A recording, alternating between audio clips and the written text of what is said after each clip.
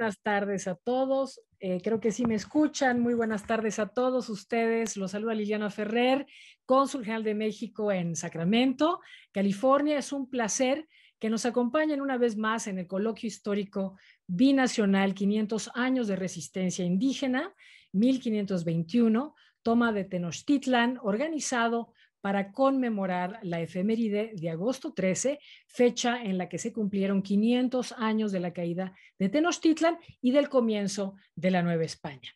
Hoy tenemos el gran honor de contar con una charla muy especial, Gastronomía, Republicanismo y Orígenes de una Nación Moderna, impartida por la doctora Sara Bach-Geller Corona. Ella es especialista en historia de las prácticas alimentarias y las expresiones culinarias de nuestra cocina mexicana. Es un tema de gran relevancia histórica, ya que, como todos sabemos, la cocina mexicana es considerada una de las más ricas del mundo, pero también reconocida como patrimonio intangible de la humanidad por la UNESCO. Y alrededor de ella se enmarcan muchas de nuestras tradiciones, las cuales reflejan la gran diversidad cultural de nuestro país. No podríamos entender la identidad mexicana moderna sin abocarnos al estudio de sus cocinas, ingredientes regionales, tradicionales, que forman ese crisol cultural que es parte tan íntima de nuestra identidad mexicana.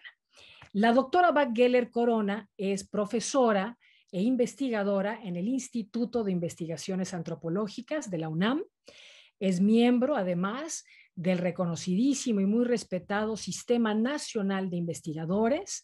Es doctora en Historia por la Escuela de Estudios Superiores en Ciencias Sociales de París, Francia. Exalumna también de la Escuela Normal Superior Ulm, París, y también de la Universidad de Hong Kong. Sus líneas de investigación se centran en la dimensión política de las prácticas alimentarias y las formas de representación de la comida en los contextos de colonialismo y creación de la nación en México y en América Latina.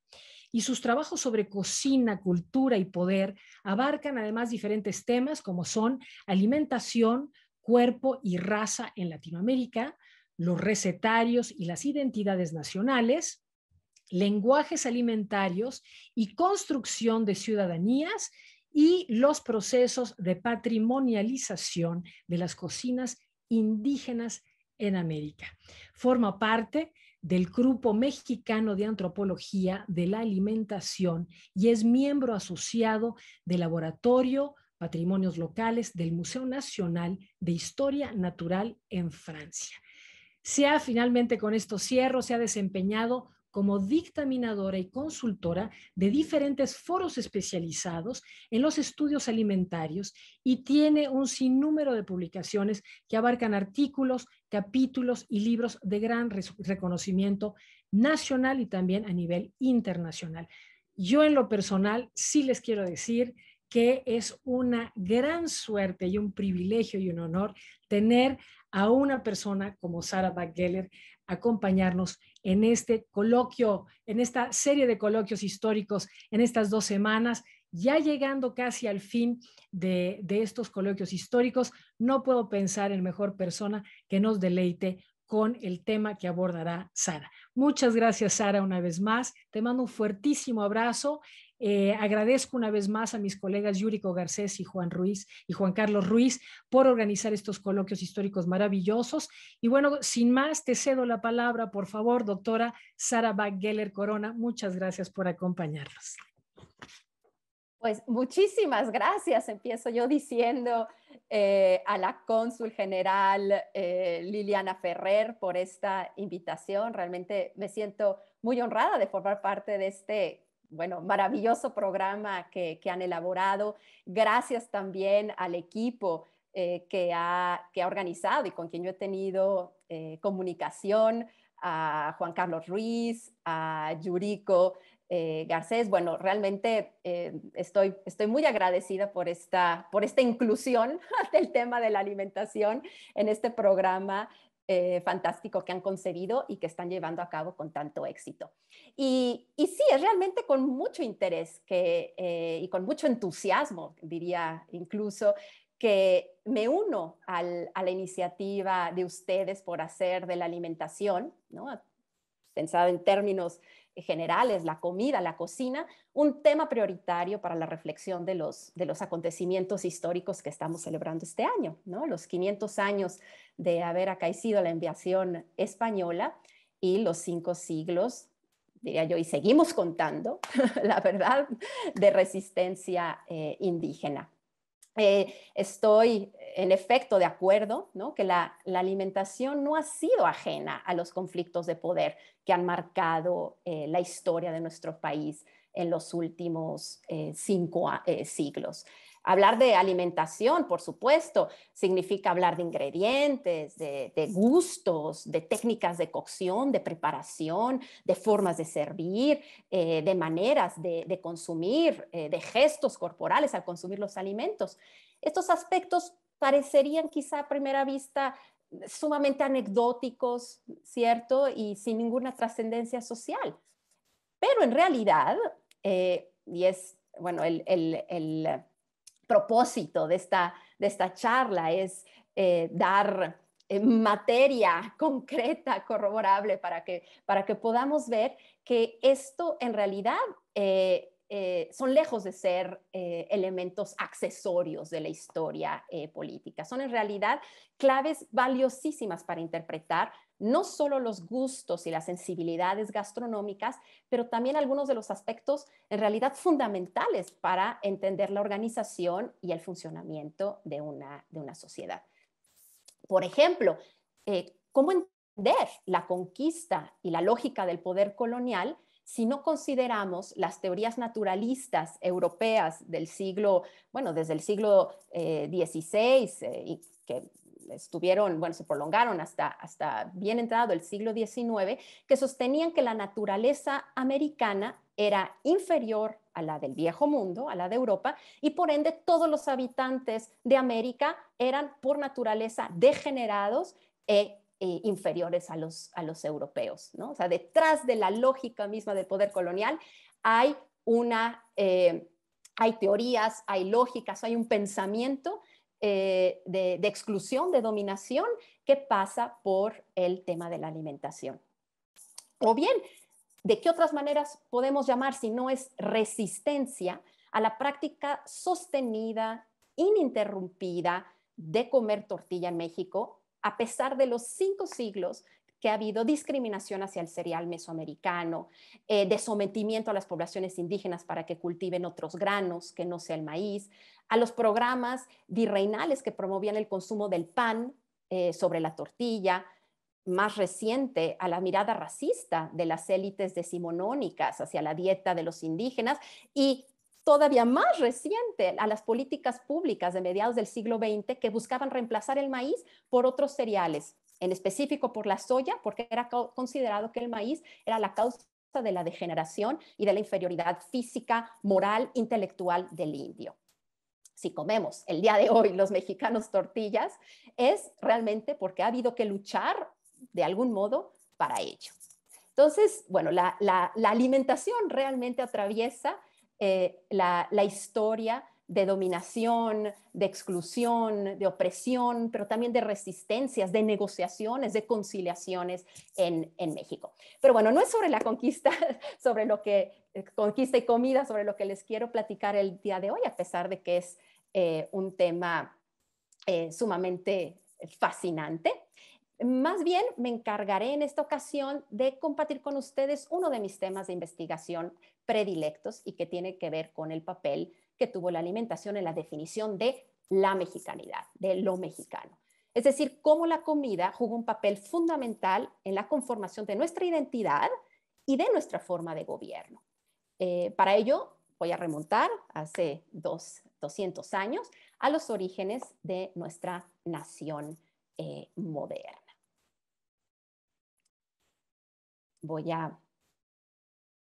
Quiero compartir con ustedes algunas imágenes no muy elaboradas, pero que espero puedan servirnos para bueno, como guía, ¿no? Y cierta, digamos, cierta dimensión de ilustrar gráfica este recorrido de estos 200 años entre nación, republicanismo y cocina. Pues resulta que el lenguaje de la cocina sí se ve, perdón, solo quisiera corroborar que todo está bien, supongo que sí, que se ve la imagen. Oh, correcto, sí. Muchísimas gracias, Juan Carlos. Resulta que el lenguaje de la cocina no solo fue un elemento más, un vehículo más para manifestar, expresar, difundir el sentimiento nacional a principios del siglo XIX, sino que fue fundamental. Yo me atrevo incluso a decir que fue el lenguaje más eficaz. Algo que no solemos saber y que para mí fue realmente una enorme sorpresa descubrir es que la noción moderna de mexicano fue acuñada por primera vez en el ámbito de lo culinario. Es decir, fue nada más y nada menos que un recetario, un libro de cocina, el que por primera vez postuló que existía una nación mexicana. Esto en 1831. El primer recetario mexicano, el cocinero mexicano, exhibe por primera vez que existe una nación conformada por un solo pueblo que compartía un mismo y único origen común, un mismo territorio, que comparte una misma lengua y una única y sola cultura, la cual por supuesto incluía la cultura, la cocina mexicana, ¿no? Como un elemento nacional. Bueno, en esta ocasión no vamos a entrar en polémicas, ¿sí? El concepto de nación, por supuesto, ha evolucionado, ha cambiado, ¿no? A lo largo de estos 200 años. Hoy por hoy, ¿no? Decimos que vivimos en un país plurinacional y este paradigma de la nación donde hay un solo pueblo mexicano regido bueno, que comparten una sola lengua y una sola cultura, bueno, hoy por hoy sería muy discutido. Pero pensemos que la primera definición de nación, ¿no? Es en el mundo occidental es esta. Y en México, donde se plasma esta idea muy moderna, estamos hablando de principios del siglo XIX, es en un libro de cocina. El cocinero mexicano, nada más para contextualizarlos, es un libro de cocina publicado, como decía, es el primer libro de cocina en México, de hecho en toda América Latina, impreso en 1831 en la Ciudad de México. Es un recetario muy longevo, duró casi 100 años siendo reeditado. Tuvo 10 ediciones, hasta 1909 se siguió imprimiendo, es decir, no ha habido en la historia de México un recetario que haya tenido tantas ediciones. Es un recetario, como veremos, además de que fue un éxito editorial, hoy podríamos decir un gran bestseller, fue un documento no solo fundador, como quisiera compartir y mostrarles a continuación, sino que estuvo constantemente difundiendo esta idea de nación a lo largo del siglo. Es muy llamativo cuando comparamos este cocinero mexicano con otras manifestaciones culturales, con otros símbolos nacionales que también forjaron, ¿no? De manera muy poderosa y de manera muy presente la idea de nación, de mexicanidad. Comparémoslo, por ejemplo, con el himno patrio, ¿no? ¿Qué otro mejor símbolo del nacionalismo que el himno nacional? Bueno, si vemos las fechas, el himno patrio fue compuesto en 1854, es decir, pues un par de décadas después de que el cocinero mexicano salió a la luz. El Museo Nacional aparece, es decretado, ¿no? En 1831, sin embargo, realmente hay muchos problemas, no se puede realmente abrir al público y va a ser varias décadas hasta finales, en realidad, segunda mitad del siglo XIX, que va a existir un verdadero museo nacional. Entonces, aunque es en 1831 que se hace el decreto para la apertura del Museo Nacional, estamos lejos todavía de tener esta institución. La Academia de Letrán, fundada en 1836, es una institución importante para comprender también la evolución de esta idea de mexicanidad, pues esta academia se propuso desde su fundación mexicanizar las letras, ¿no? Es decir, promover una literatura propia, mexicana, que fuera autónoma, independiente, que se celebrara el estilo de la literatura nacional y no de la de España. Un último ejemplo, el libro de Historia Nacional. Un libro de Historia Nacional fue impreso muchísimo después que un recetario nacional. Vean las fechas. En 1831, cuando aparece El cocinero mexicano, no hay un solo libro que nos cuente esta historia desde los orígenes de la nación mexicana, ¿no? Que se han celebrado siempre desde la época de los aztecas hasta la actualidad. Entonces, realmente el libro de cocina, El cocinero mexicano, es un documento pionero. Como verán, yo siempre ofrezco estas dos fechas. Hablo sobre todo de 1831 como la publicación del cocinero mexicano porque es la edición mejor conocida. Sin embargo, la primera edición, aunque fueron realmente muy pocos ejemplares los que circularon, entonces el impacto de esa edición fue mucho menor, es la editada en Filadelfia en 1828. Es decir, es todavía anterior, ¿no? El primer recetario mexicano fue publicado por primera vez en 1828, sin embargo es una edición que no tiene grandes alcances. En 1831, por ser editada en México y publicada en México, sí gozó se habla incluso de un tiraje de 3,000 ejemplares. Imagínense, para la época, en un contexto de escasez de papel, de guerras intestinas, es una gran proeza editorial haber sacado este cocinero, este recetario nacional.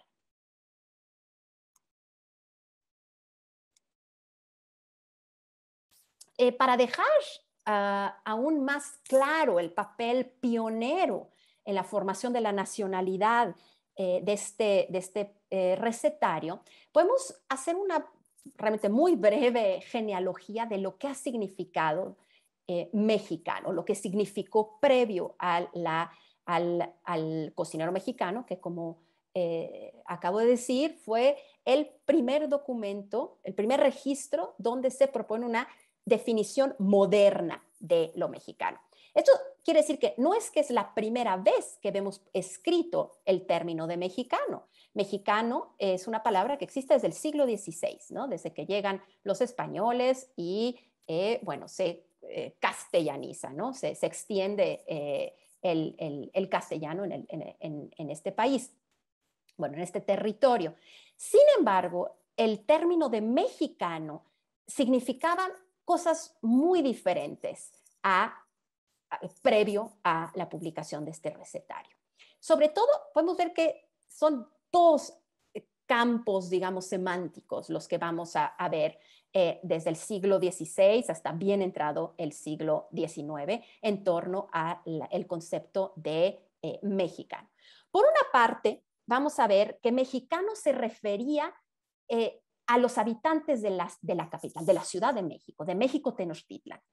Es el caso, por ejemplo, del poema de la grandeza mexicana de Bernardo de Balbuena, publicado en 1604. La grandeza mexicana, este poema, no habla de la grandeza de la República Mexicana, no habla ni siquiera de la grandeza de la Nueva España.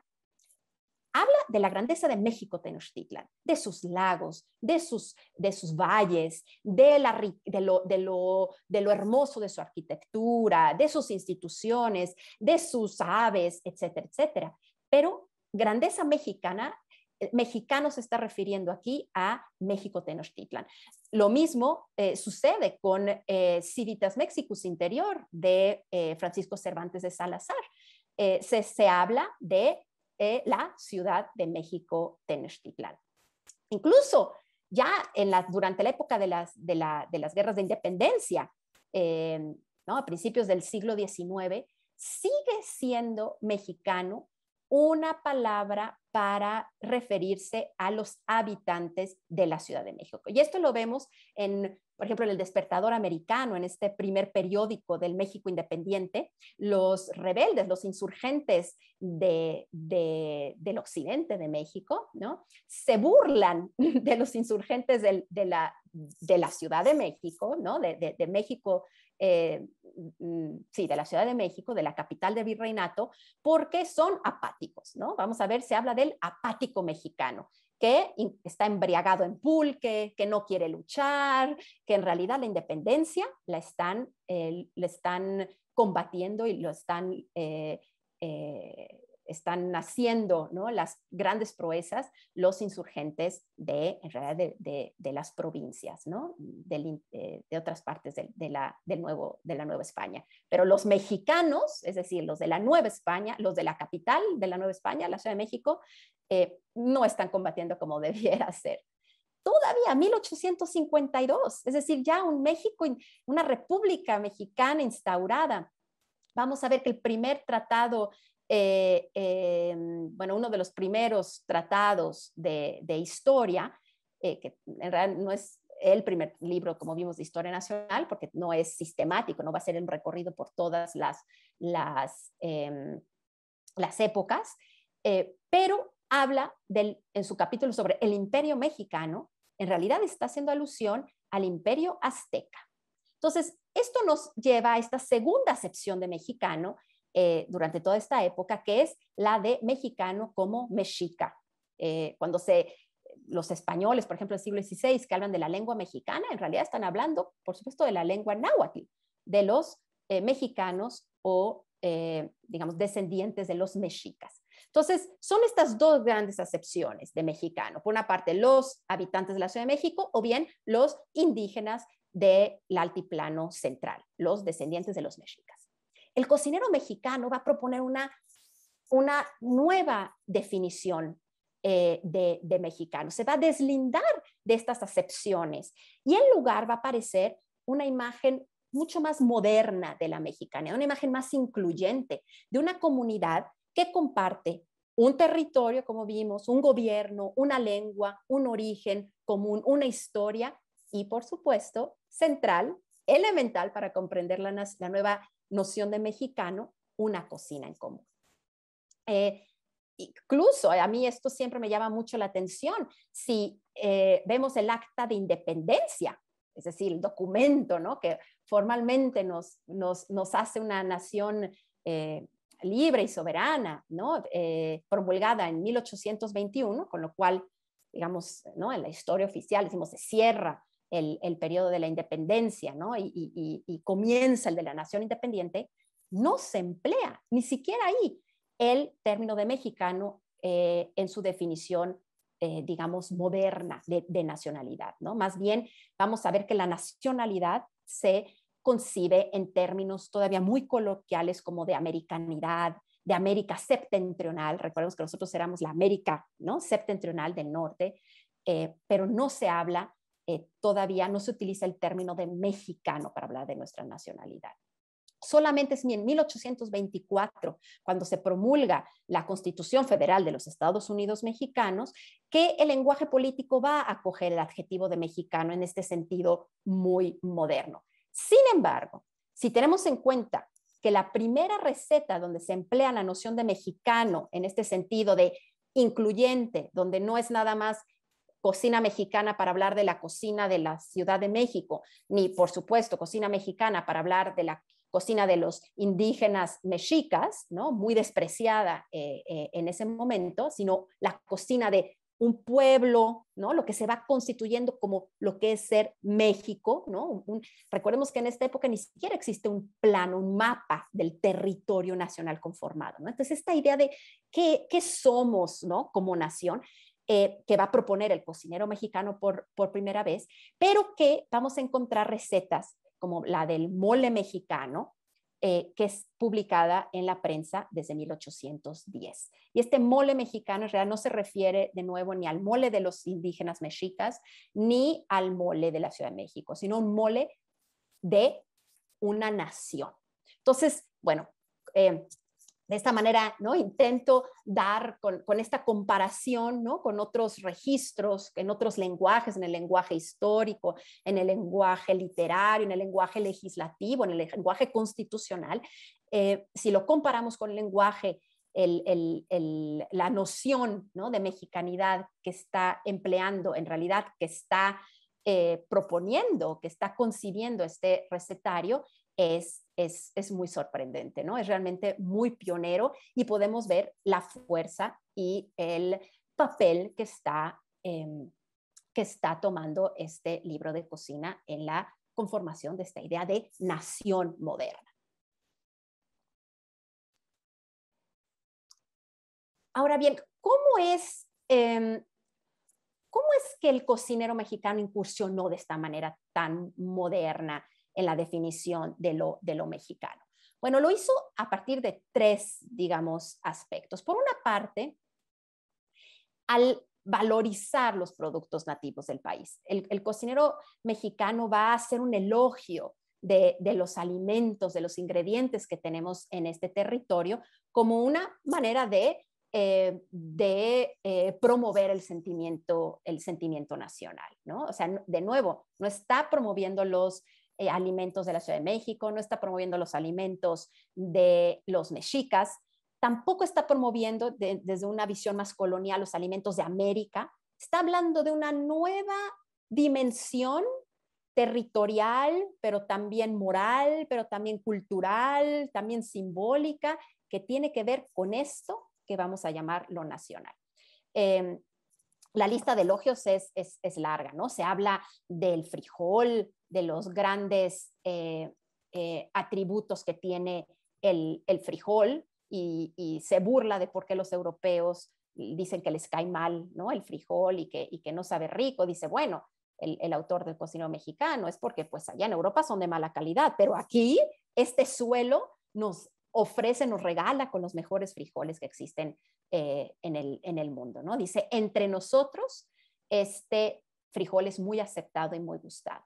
Ese entre nosotros del que habla el recetario es realmente muy, muy relevante, ¿no? Está haciendo alusión a una comunidad nacional, ¿no? A un colectivo que no existía hasta entonces. Está incluyendo a españoles, a criollos, a mestizos, a indígenas. Ese nosotros son estos nuevos mexicanos que pues hasta hace pocos años, ¿no? Seguían siendo, eran o indígenas o españoles, súbditos de la corona española, pero ahora entre nosotros, que en realidad se está creando en esta, digamos, en esta gramática en torno a los frijoles, ¿no? O sea, veamos el valor que adquieren estos frijoles para construir esta imagen de nueva comunidad política o cultural, ¿no? En este caso. El pulque aparece como un producto paradigmático de la cocina nacional, ¿no? Esta vez para mostrar que es una cocina muy coherente y que tiene todo un sistema lógico y congruente, ¿no? Esto para defender un poco la idea, ¿no? Contra esta mirada colonialista, ¿no? En el siglo XIX, europea, de que los bárbaros, los incivilizados comen por quitarse el hambre y se acabó. Bueno, el cocinero mexicano dice, no, hay toda una cultura, todo un sistema alimentario y de hecho el pulque va mucho mejor en este sistema que el vino, por ejemplo. Dice, en nuestra comida el pulque sirve para contrarrestar la grasa y el chile que caracteriza la cocina mexicana, mucho mejor que el vino, ¿no? Entonces está haciendo una defensa, claramente ahora podemos, ¿no?, ponerle el sello de nacionalista de nuestra cocina mexicana. Y el chile, qué mejor que el chile. Esta es realmente la bandera del cocinero mexicano como el ingrediente pues más característico de esta nueva nación, que, insisto, está apenas configurándose. A mí me gusta mucho, ¿no?, lo que dice el cocinero mexicano sobre el chile, burlándose, ¿no?, de los médicos europeos modernos que dicen, no, horrible el chile, cae muy mal, ¿no? Hace muy mal a la digestión, dice el cocinero mexicano. Los médicos modernos, habiendo ojeado malamente las obras francesas, obras médicas francesas, han declarado la guerra a los estimulantes, principalmente al chile, que según su método nuevamente establecido, debía desaparecer de entre las plantas vivientes. Dios nos libre de sus manos. Amén. ¿No? Como una oración hecha para proteger, digamos, en realidad defender, no está siendo muy sarcástico, defender el gusto nacional por el chile. ¿De qué otra manera es muy moderno el recetario nacional y por qué, en realidad, más que hablar esta charla sobre el cocinero mexicano, por qué realmente es importante este documento, ¿no?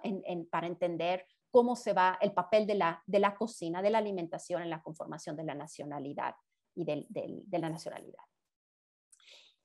Porque el recetario, el cocinero mexicano, va a anteceder incluso a la Academia Mexicana de la Lengua en la defensa del español vernáculo, es decir, del español hablado, tal como se habla en México, y no según las leyes dictadas por la Real Academia de la Lengua, cuya sede estaba en la península hispánica, ¿no? La Academia Mexicana de la Lengua es una institución que fue creada en 1875, es decir, 50 años después del recetario. Pero ya el recetario, el cocinero mexicano, va a hacer esta defensa que después se va a encargar la Academia Mexicana de la Lengua, la va a hacer con mucha vehemencia defendiendo la lengua mexicana. Por ejemplo, ¿en qué lo vemos? En la defensa de la ortografía y lo que se llama las locuciones mexicanas, ¿no? Por ejemplo, en el prólogo, el autor, desde el prólogo, ¿no? La página 1 del cocinero mexicano, el autor va a advertir que las recetas están redactadas según el modo local de hablar el castellano. Es así, dice, que usamos como masculino sartén, es decir, el sartén, que según en España y según el diccionario, dice el cocinero en el prólogo, es femenino. Se dice, según la Real Academia, la sartén. Pero entre nosotros no se tiene por tal. Y el uso general es el director y el maestro de la locución. Yo diría que incluso en 1875 la Academia no era tan moderna, tan defensora, no había adquirido esa postura tan abiertamente, ¿no?, defensora de la lengua mexicana. Es realmente mucho después que incluso se crea, ¿no?, el diccionario de americanismos y de mexicanismos. Pero ya en 1831 está diciendo el autor del recetario, nosotros tenemos una lengua. Es, ¿no?, el primer momento donde se hace esa, nosotros tenemos una lengua y si decimos aquí el sartén, así es como se va a escribir el sartén. Lo otro es la ortografía de la X, ¿no? Ese pequeño detalle que hace un mundo de diferencia, ¿no? Separa dos continentes, ¿no? Esta famosa X. El jitomate y mexicano son los mejores casos, ¿no? El recetario va a ser uno de los primeros documentos del México independiente en donde se va a escribir mexicano con X y no con J, ¿no?, como se escribía al estilo de España. Lo mismo jitomate. Se va a homologar, va a haber un intento de homologar los nombres de los chiles, de otros ingredientes, ¿no? Esta idea de que en Oaxaca se le llama al chile ancho de esta manera, en el norte de esta otra. El mismo chile tiene diferentes nombres a lo largo del territorio nacional. El cocinero va a decir, ¿no?, en este intento de crear esta cultura culinaria nacional, que era más que culinaria, lo que está tratando es de crear un vocabulario, un lenguaje común entre los habitantes de todo el territorio. Insisto, un territorio que no se sabe bien a bien todavía cuáles son las demarcaciones, ¿no? Todavía hay, todavía está la administración interna, las fronteras administrativas, ¿no? Se deshacen, se recorren.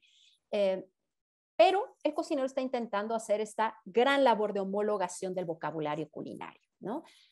Diciendo, por ejemplo, esto, el chile ancho se llama así en la Ciudad de México, se llama así en Veracruz, se llama así en Oaxaca, se llama así en Tamaulipas, etcétera, etcétera. O los frijoles, se llaman así aquí, así allá. Bueno, es realmente una gran labor la que hace todavía no llego allá, el cocinero mexicano creando esta lengua común para los mexicanos que, bueno, resulta que esa primera lengua común se da para el ámbito de la cocina. Y por último, muy importante, este cocinero mexicano va a crear referentes históricos comunes. Por primera vez, pensemos que en la colonia, bueno, la Nueva España no se veía que los españoles, los criollos, ni siquiera los criollos y los peninsulares compartían la misma historia, mucho menos los pueblos, ¿no? los pueblos amerindios. Pero en esta nueva idea moderna de nación, es determinante, es fundamental que los habitantes de este territorio compartan el mismo origen histórico. Y el cocinero mexicano va a hacer un esfuerzo impresionante y muy original, muy creativo para lograrlo. Insisto, no hay todavía un libro de historia nacional que nos diga que venimos todos de los aztecas y de los mayas. Es realmente una labor, ¿no? muy pionera la que hace el cocinero mexicano.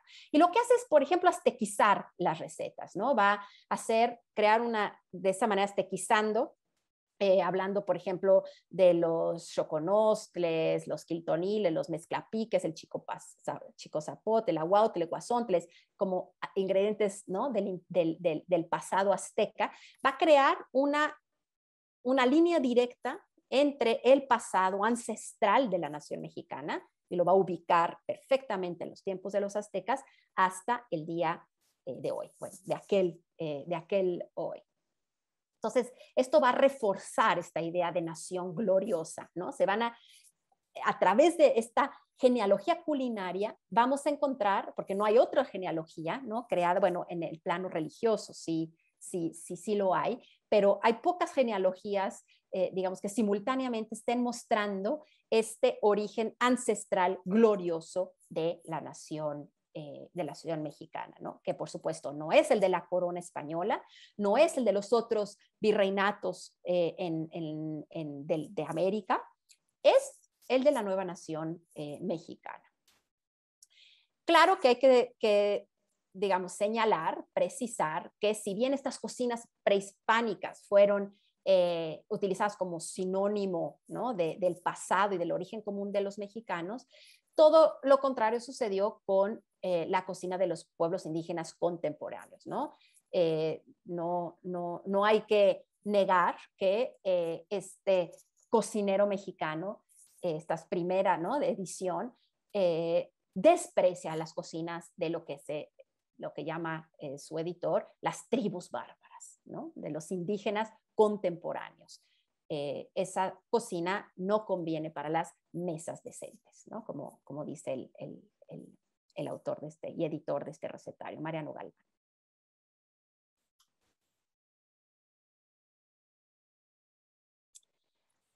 Ahora bien, simultáneamente encontramos que, ¿no? simultáneamente a estos esfuerzos, a estas manifestaciones desde el lenguaje de la cocina, ¿no? de lo alimentario, por definir qué es una nación, ¿no?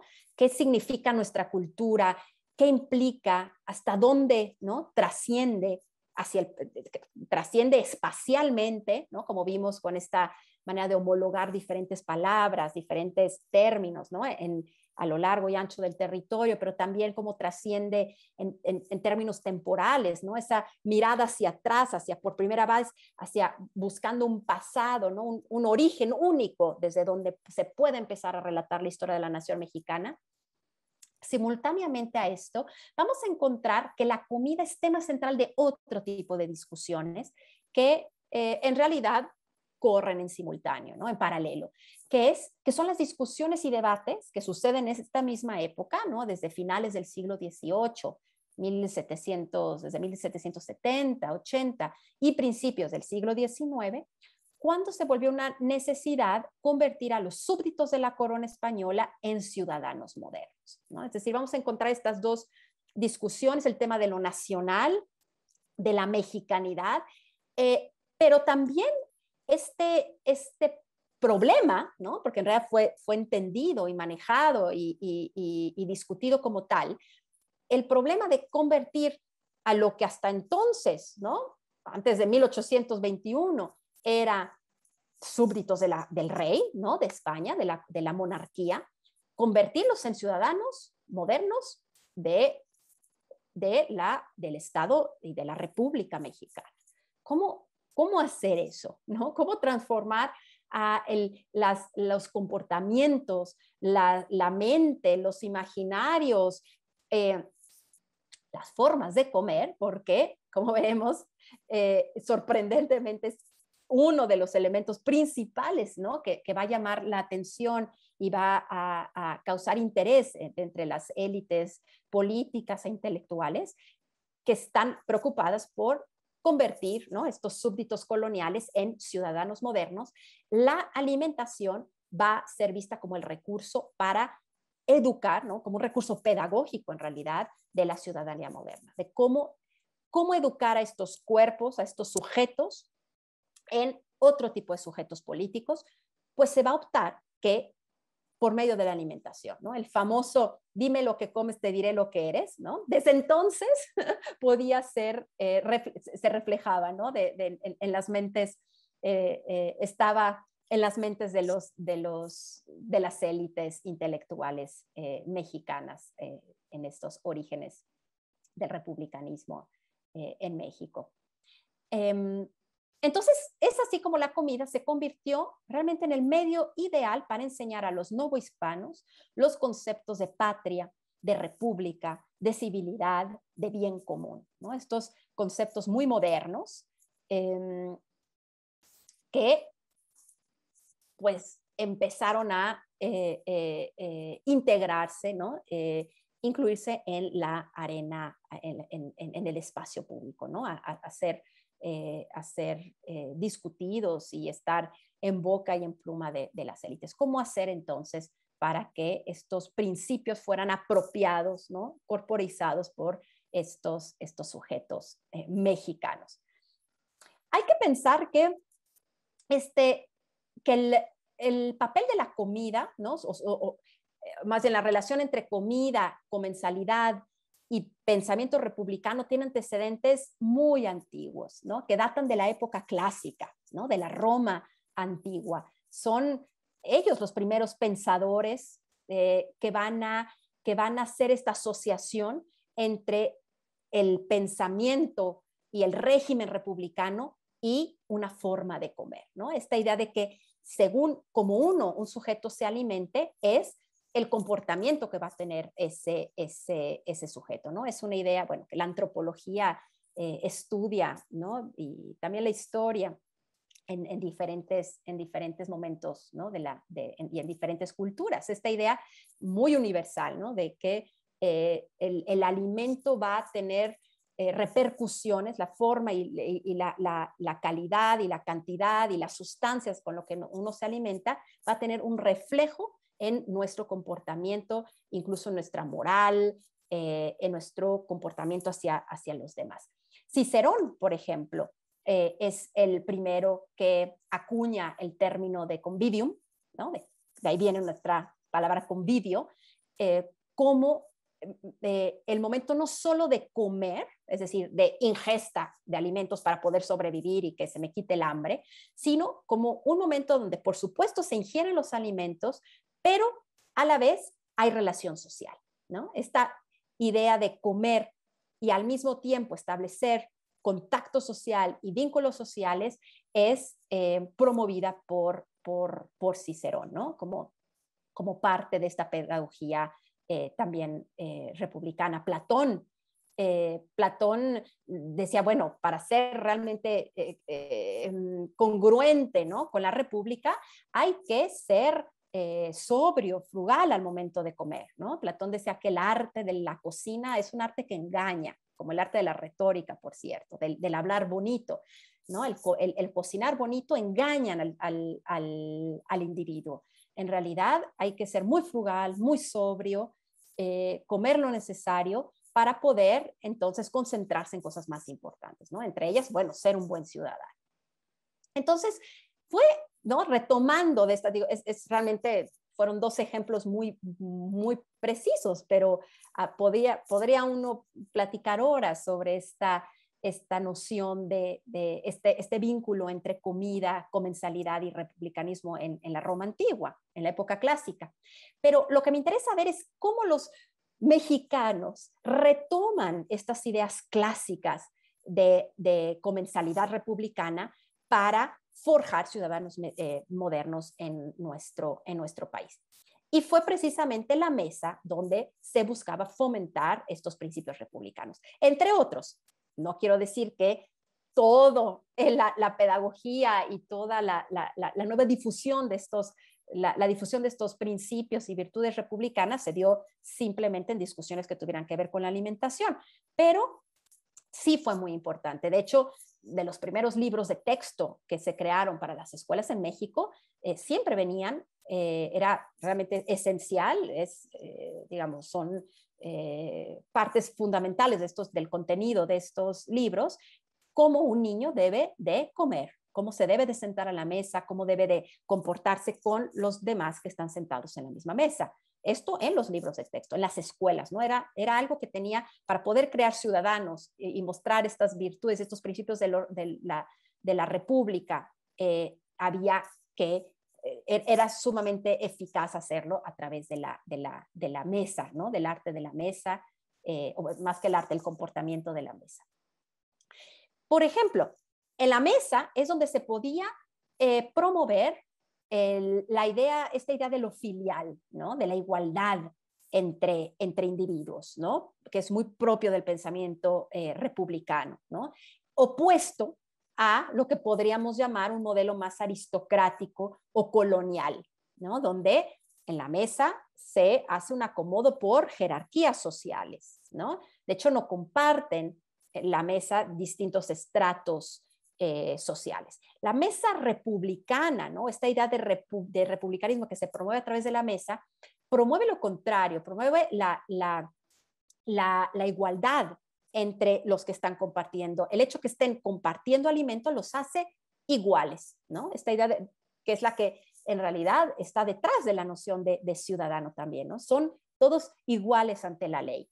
La posibilidad de discutir asuntos públicos. La mesa se vuelve un lugar para hablar no de la vida doméstica, de la vida interior, sino de lo que atañe al bien común, ¿no? Es el lugar para estrechar los vínculos sociales.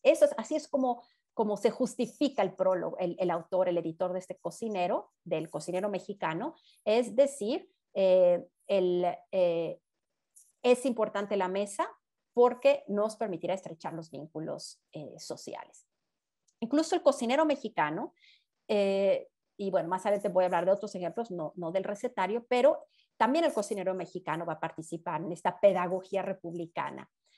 Dice que los almuerzos que llama al estilo del país y para amigos de confianza, a diferencia de los almuerzos de etiqueta o extranjeros, es decir, ¿no? Hace la oposición entre dos modelos de cocinas, de almuerzos. Estos almuerzos al estilo del país y para amigos de confianza permite este comportamiento cívico. Mientras que estos almuerzos de etiqueta y a la manera extranjera, el acomodo de las personas en la mesa según su estatus social, la manera de convivir, no se habla de aspectos comunes, porque en realidad estas personas entendidas como pertenecientes a diferentes jerarquías de la escala social, pues no tienen mucho de qué hablar en común.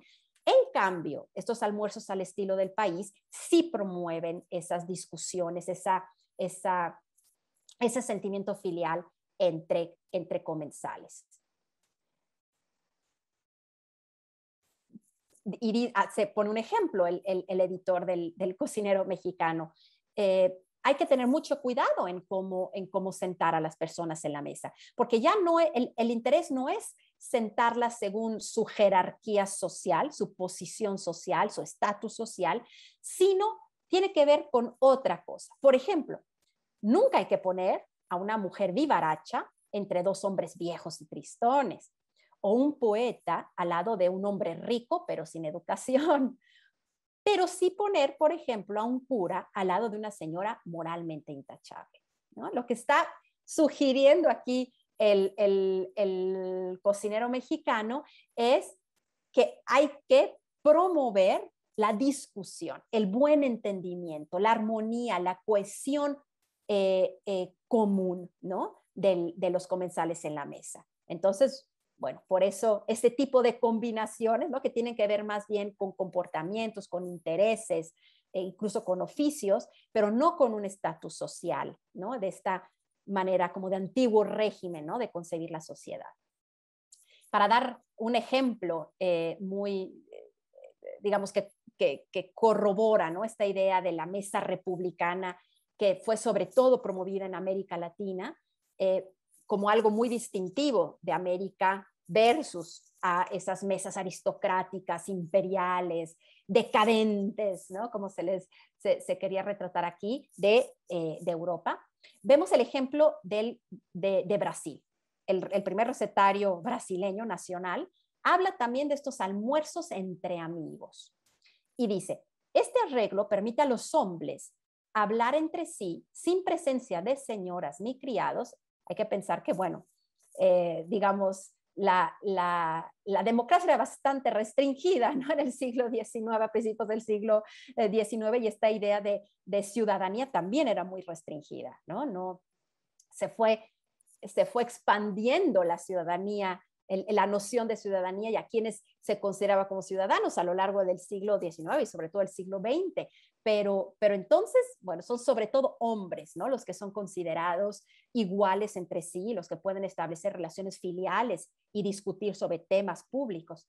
Pero dice, este arreglo de mesa permite a los hombres hablar entre sí sin presencia de señoras ni criados. Por eso favorece la libre discusión entre amigos. Y por esta causa también se suprimió toda ceremonia relacionada con esta comida, ¿no? Esta idea de que son mesas, las mesas latinoamericanas más frugales, más sobrias, entre iguales, sin tanto ceremonial aristocrático.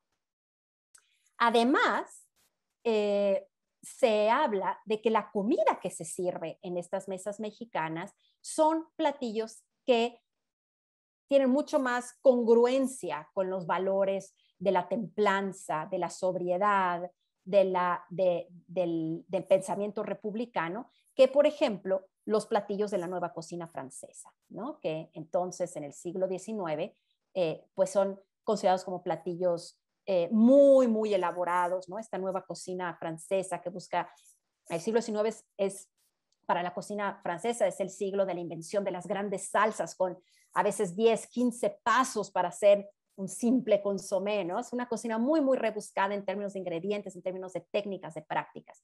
En cambio, la cocina mexicana, muy, ¿cómo se dice? Condimentada, ¿no? Bueno, con mucho chile, ¿no?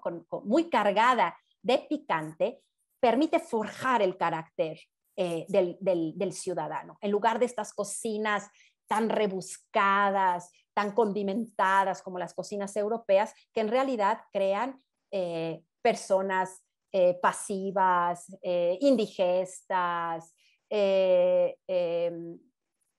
afeminadas, lo que para la época, ¿no? era un gran, bueno, una manera, ¿no? de despreciar a los hombres, a los individuos.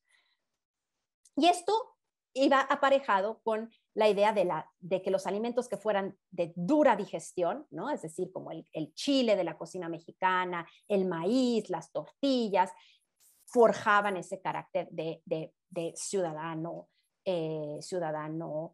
trabajador, ciudadano, responsable, productivo y interesado en el bien común.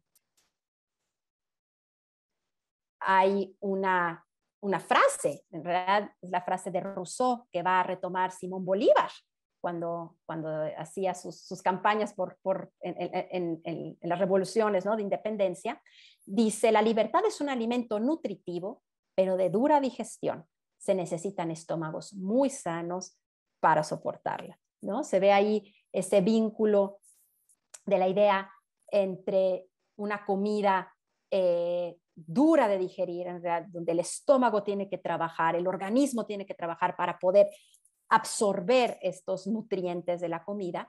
De la misma manera, ¿no? Se habla del régimen republicano. Hay que trabajar, hay que esforzarse para poder obtener lo más preciado que puede ofrecer ese régimen, que es la libertad, ¿no? Bueno, a mí me parece bellísima la idea, si la pensamos, ¿no? en su sentido metafórico de y que expresa muy bien, ¿no?, esta relación entre lo político y lo alimentario.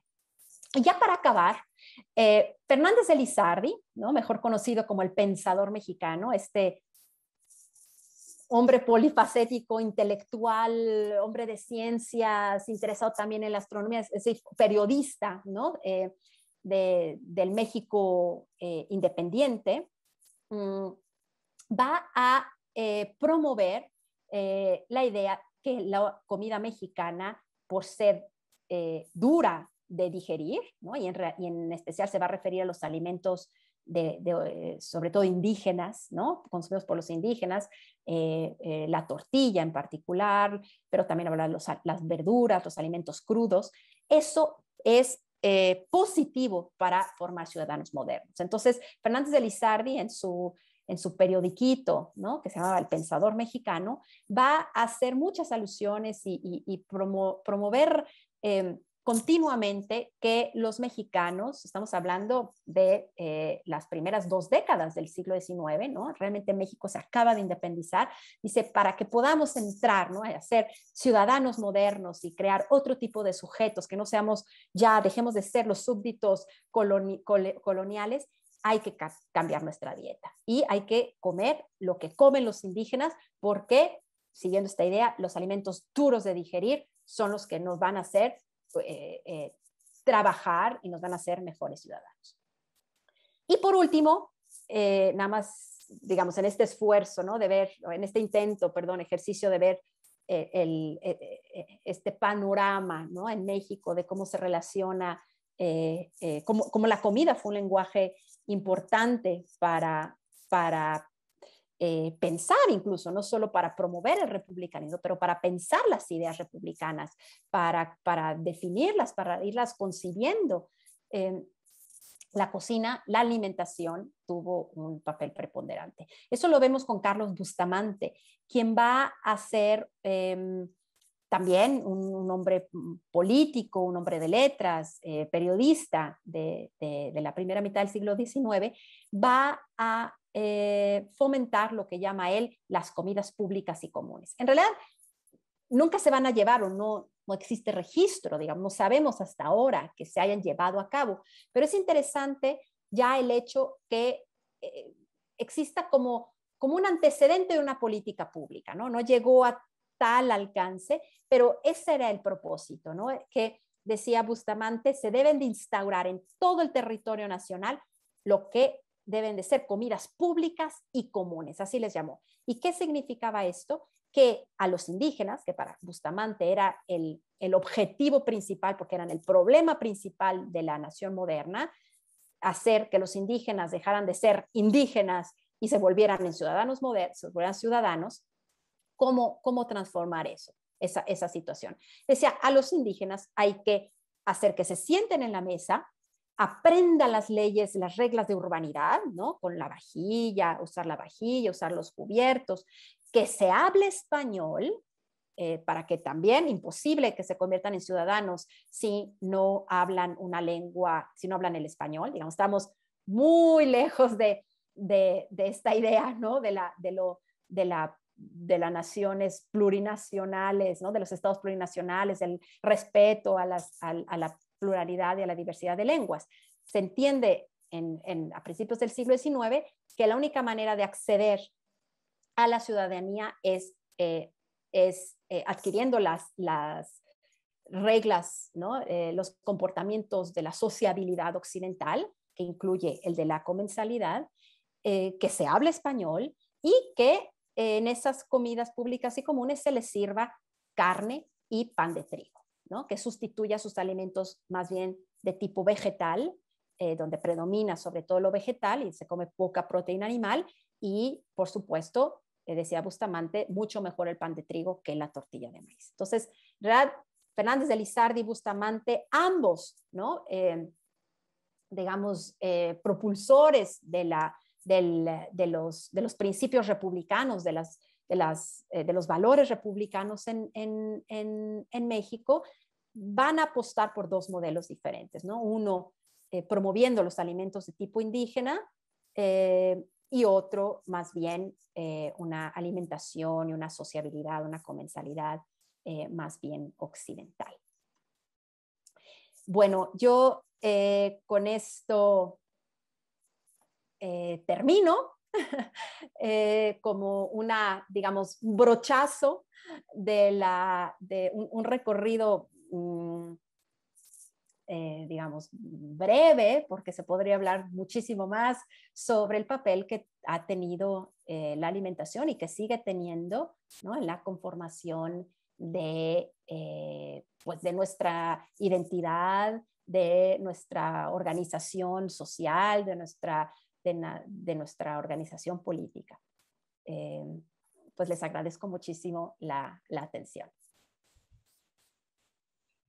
Doctora Sarabak, muchísimas gracias por esta excelente ponencia.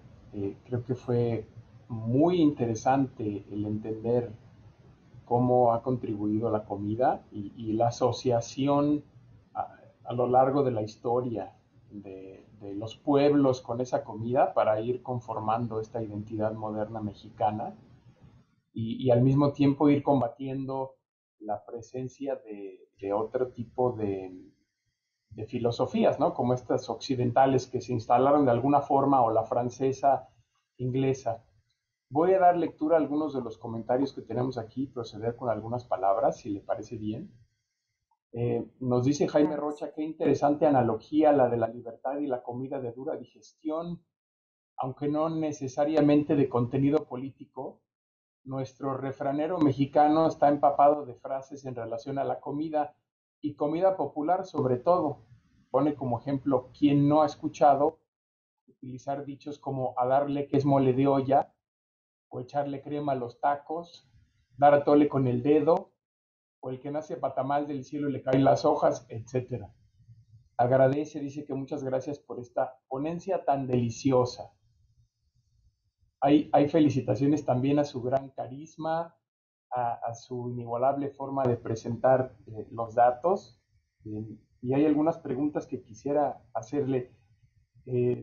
Nos preguntan, sabemos que los mexicanos tenían intercambios con otras partes del mundo, por ejemplo con China, con Filipinas, etcétera, ¿no? ¿Se incorporan estos primeros recetarios elementos o ingredientes internacionales? Pues es excelente pregunta. En realidad no. Y bueno, aquí quiero hacer una aclaración. La persona que lo preguntó creo que lo tiene clarísimo, pero vale más, de todos modos, ¿no?, aclarar, corroborar que, digamos, una cuestión es las prácticas, ¿no?, alimentarias culinarias en la época, en donde efectivamente se empleaban, ¿no?, ingredientes que venían de Asia, ingredientes que llegaron vía, ¿no?, los africanos y que se adaptaron al suelo americano, por supuesto ingredientes europeos. Pero otra cosa es la representación que hace, ¿no?, la selección que hace, la imagen que quiere dar el primer recetario nacional, ¿no?, en México, donde hace una selección de las recetas. Y como realmente el propósito, el objetivo de este recetario es mostrar la grandeza del suelo mexicano, lo que crece del suelo, ¿no?, de México, las técnicas propias, ¿no?, de la cultura, de la cocina mexicana, hizo una selección muy cuidadosa, ¿no? Entonces son sobre todo los frijoles, el pulque, ¿no?, el maíz, el chile, los ejotes, el jitomate, lo que va a aparecer como ingredientes de estas recetas, ¿no? Aunque llama la atención, eso es algo que yo siempre sigo preguntándome, hay una receta que se llama de barbacoa africana, que está ahí como, pues, digo, nadie entiende muy bien qué hace esa receta, ¿no?, en ese cocinero de cocina mexicana, pero bueno, ¿no?, ese es el único que llama la atención. Y segundo, nada más también aclarar que esta es la primera edición. Las ediciones subsecuentes del cocinero mexicano van a estar a cargo de un editor francés. Y ahí vamos a ver que se anexan recetas francesas al recetario mexicano, en las ediciones, digamos, posteriores. En esta que mostró usted, decía mexicano todavía con J. que es interesante. Entonces, no sé si fue la de Pensilvania o qué pasó. Sí, ahí tuve yo, perdón, un desliz, usé una imagen que en realidad es, porque la imagen es muy llamativa, mucho más, ya de la tercera edición del Cocinero Mexicano, que se llama El Nuevo Cocinero El Mexicano. nuevo, Y exactamente. esa es una edición ya hecha por los franceses. Y entonces van a volver, ¿no? A la J, van a incluir estas recetas francesas. El primer receta, cocinero mexicano, sí es, ¿no? Aparece con X y en realidad no tiene ninguna ilustración. Es un pequeño, son 3 tomos pequeñitos, ¿no? Es Es otra edición, muy es la primera edición. interesante. Esto que comenta de la receta de la barbacoa africana, digo, no tengo una respuesta, pero hemos estado viendo que en determinado momento de la colonia española quizá había más africanos en México o en lo que era la Nueva España que españoles. Entonces, yo creo que eso quizá haya sido reconocimiento a esa comunidad que de alguna forma también se quería incluir en la identidad nacional, ¿no? Y que se ha dejado mucho de lado porque suele pensarse que la comunidad afromexicana solamente estaba en las costas donde venían a trabajar, y quizá la mayoría sí, en Veracruz, en Guerrero, ¿no? Pensamos.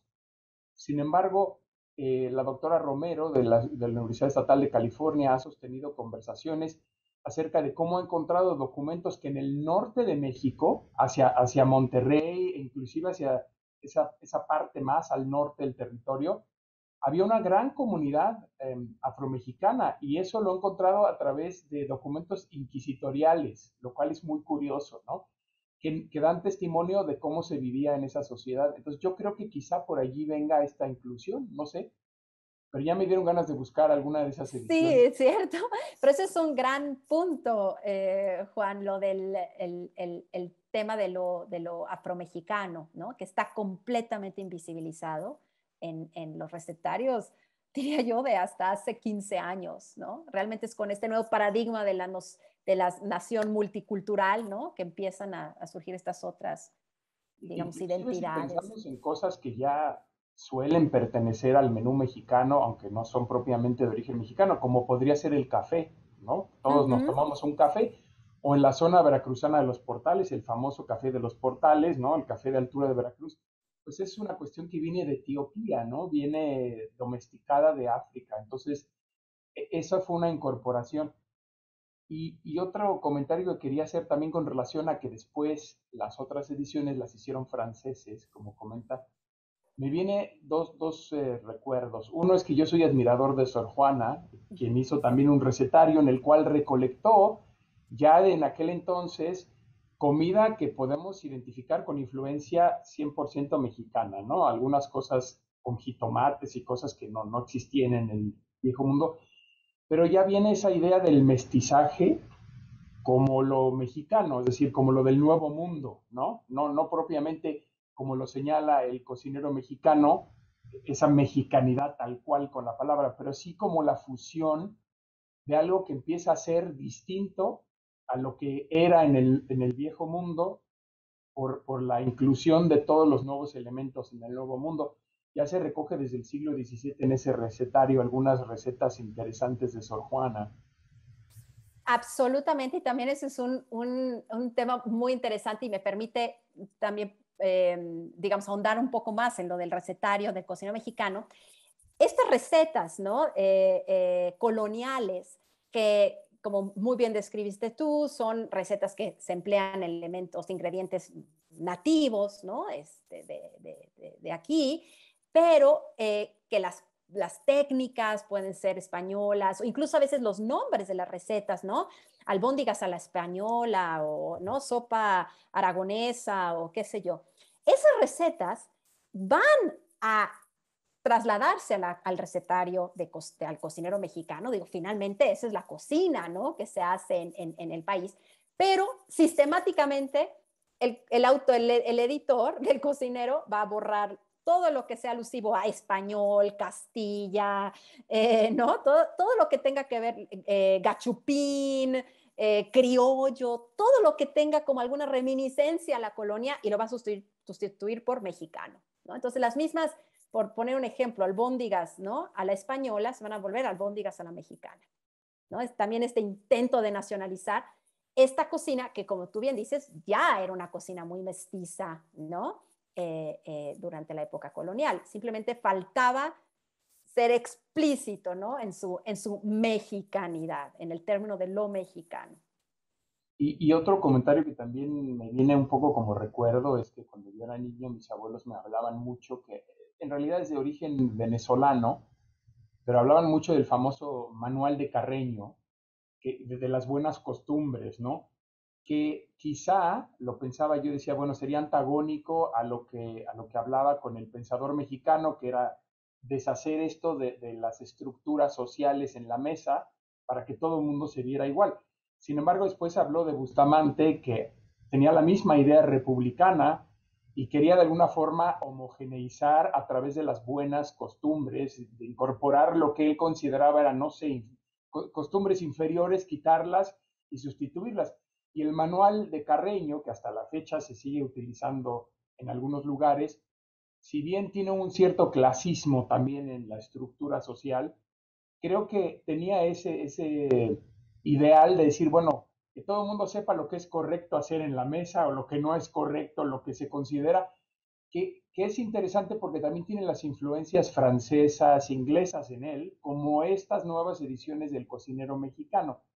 Entonces, yo creo que hablamos de Simón Bolívar y de su idea de libertad y de la digestión, pues allá por esas tierras venezolanas fue donde empezó eso del manual de Carreño, ¿no? Que es interesante para unirlo ahí los dos, ¿no? Excelente, ¿no? Me encanta esa comparación que haces. Nunca lo había visto así, ¿no? Absolutamente. Y me encanta porque abres, ¿no? el horizonte a muchas reflexiones, ¿no? Por una parte, la función que tienen los manuales de urbanidad. No es una sola, ¿no? Uno piensa un género, el manual de urbanidad, ¿no? No, pues para distinguir, ¿no? Los de la pequeña burguesía de la gran burguesía, o ¿no? Al proletariado de la burguesía, o pues no, como vemos, sí, el de Carreño tiene un fin de distinción social muy claro en una sociedad concebida de sociedad de clases sociales, pero en este primer republicanismo, ¿no? Latinoamericano, tiene otra función el manual de urbanidad. No era distinguir, como tú lo dijiste, ¿no? Perfectamente, no era distinguir clases sociales, no era ensanchar, ¿no? la jerarquía social, sino al revés, crear una comunidad política de iguales, ¿no? Donde, por supuesto, en toda comunidad política siempre están los excluidos, ¿no? Como vimos, esta comunidad de iguales son hombres libres, adinerados, etcétera, etcétera, ¿no? Pero me gusta mucho esa comparación, ¿no? Esa línea que abres para reflexionar, la de, claro, Venezuela, ¿no? Que habría que hacer un trabajo sobre Venezuela como la cuna de las formas de comer en América Latina. Nos pregunta la cónsul Yuriko que si esos primeros recetarios incorporaban elementos de los estados del norte, ya que en aquel entonces, pues California, Texas, Nuevo México eran parte de la Nueva España y de ese México independiente, ¿no? Y creo que sería interesante, ¿sabe usted si incorporaban a algunas recetas? Hasta la fecha en este lado de la frontera, lo que se conoce como comida mexicana suele ser limitante a lo que yo llamaría Tex-Mex o alguna cosa así que es norteña, se comen mucho las carnes y demás. Por ejemplo, el burrito, ¿no? Es que me decían, no, es que el burrito, decía, bueno, pues mi madre, como es de Chihuahua, sí hace burritos, pero no tiene nada que ver, absolutamente nada que ver con el burrito tejano que hacen aquí, ¿no? Porque allá son de machaca, o sea, otras cosas. Entonces, no sé qué nos podría decir sobre si hay algún elemento incorporativo de recetas del norte, de lo que hoy sería Estados Unidos. No, buenísima pregunta.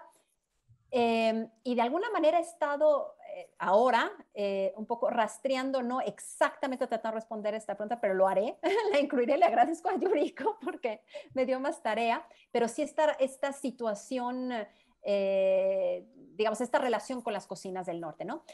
No. La primera respuesta es no, no están representadas las cocinas del norte en el cocinero mexicano.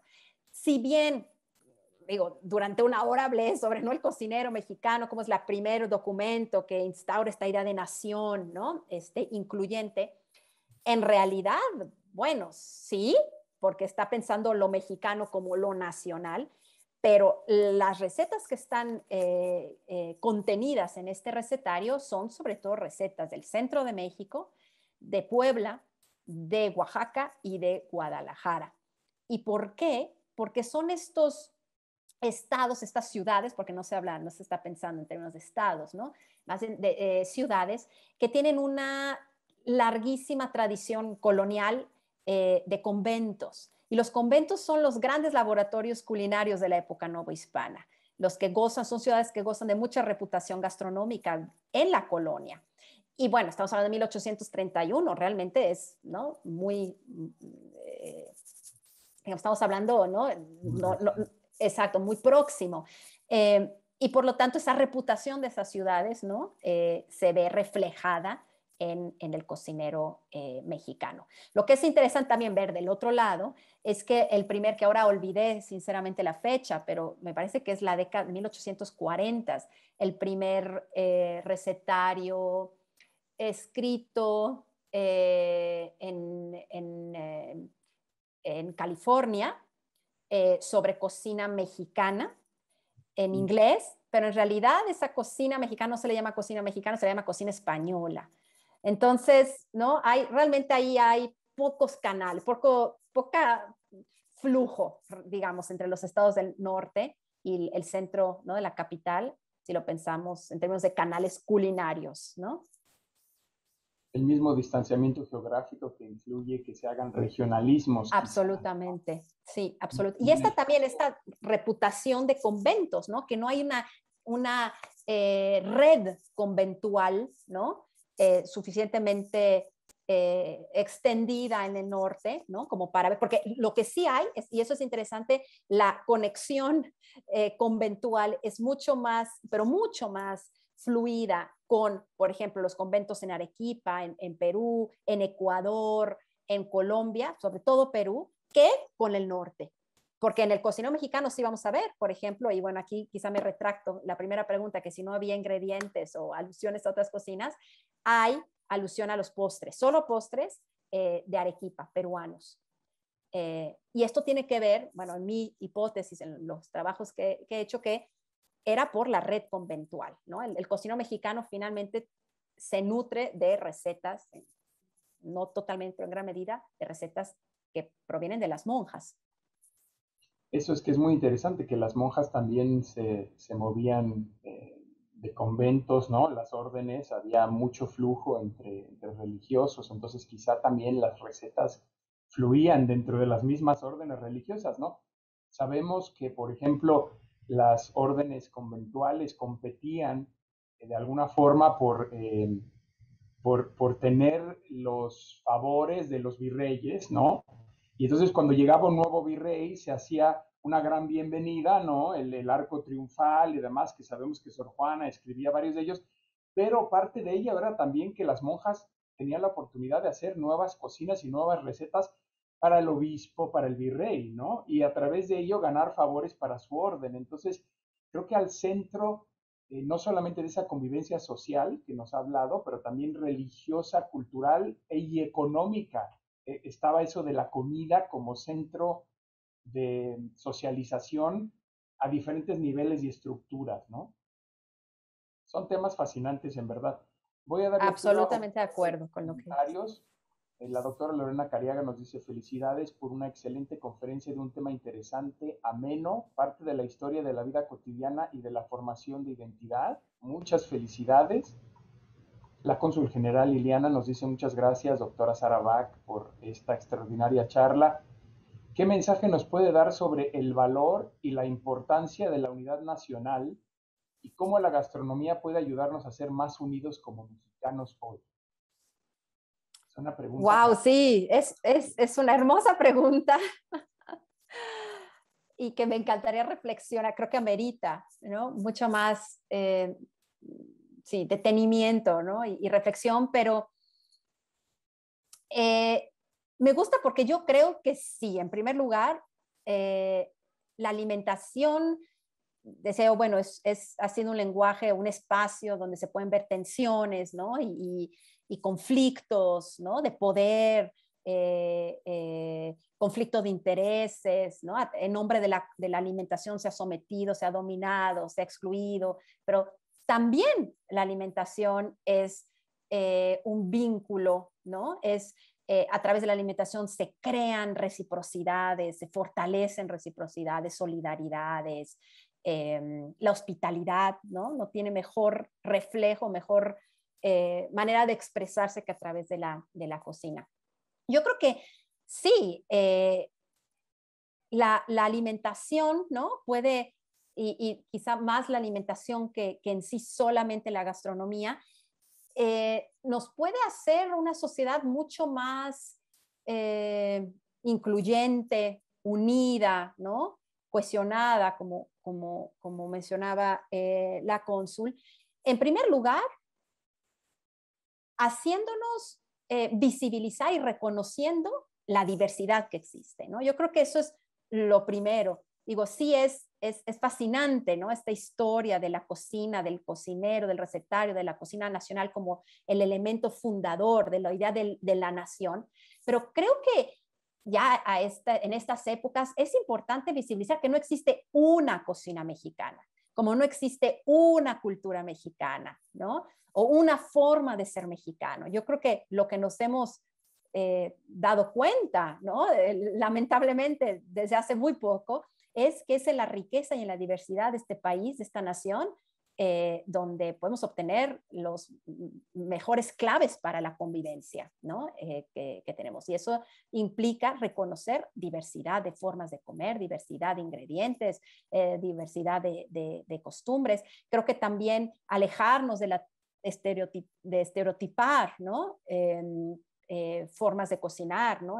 La cocina totonaca, la cocina maya, la cocina, digo, ¿no? Realmente esos estereotipos tampoco creo que nos permiten ver lo que realmente importa, ¿no? Que es esa diversidad. Yo creo que eso es lo que nos deja la alimentación, la gastronomía, es la diversidad y riqueza que tenemos en nuestro país y verlo como tal. Muchas gracias por esta reflexión. Yo quisiera nada más comentar, para respetar también su tiempo, doctora, y el de los asistentes, nada más para hacer un comentario de invitación y de cierre de alguna forma. Tendremos un par de charlas también muy interesantes. La doctora nos dará una charla el 29 de septiembre sobre el maíz, en el Día Internacional del Maíz, que da también para mucho ese tema de la domesticación de los ingredientes, ¿no? El origen y cómo se ha extendido ese maíz que hablaba usted al principio, que se trató de extinguir por el trigo, por otro tipo de granos, ¿no? El pan por encima de la tortilla. Creo que hasta la fecha se sigue diciendo, hablando de dichos, esto de que el pan es la tortilla la tortilla es el pan de los pobres, perdón, ¿no? Entonces, sí, o sea, continúa esta ideología, ¿no? De que, ay, bueno, como es barato y es menos caro que el pan, pues seguramente es menor.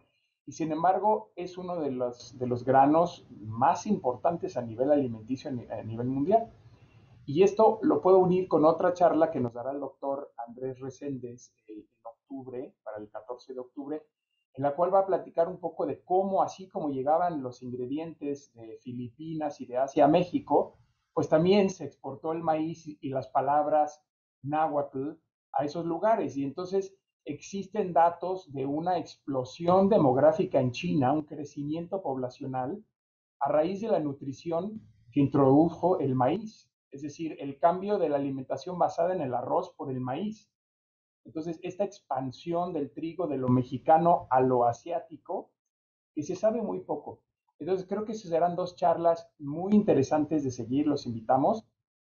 También quiero invitarlos a que veamos aquí las charlas que nos quedan por este coloquio. El día de mañana tendremos otra charla sobre identidad mexicana, pero desde la perspectiva de la moda, que será la identidad masculina mexicana a través del vestido histórico y en particular las aportaciones indígenas.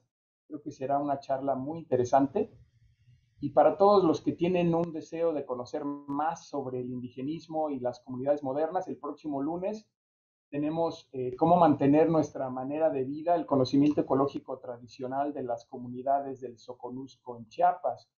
Entonces todavía tenemos varias charlas, los invitamos a seguirnos a la misma hora, 4 de la tarde de California, 6 de la tarde de México, y a ver las otras charlas que han pasado ya como parte de este coloquio, que están en la página de la Biblioteca Nacional de Antropología e Historia, en el canal de YouTube. También están en el Instituto Nacional de Antropología e Historia por TV INA y en las redes sociales de este Consulado General. Entonces, quiero agradecerle muchísimo, doctora, por esta muy interesante charla. Yo podría seguir conversando, pero seguramente nos pasaríamos aquí horas.